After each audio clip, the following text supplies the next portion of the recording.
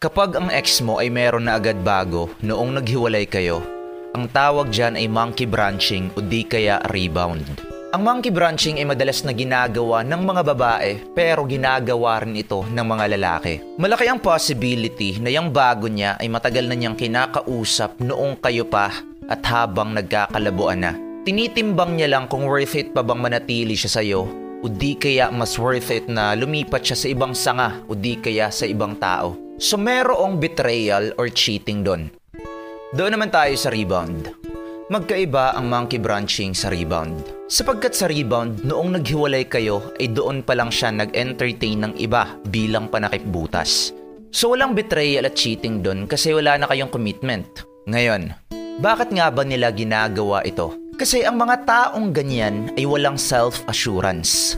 Insecure kumbaga. Gusto nila na sa isang relationship ay palagi lang masaya. Imbis na ayusin ang problema, iiwan ka bigla at lilipat sa ibang sanga. Dahil hindi nila kayang maging masaya at mag-heal ng mag-isa.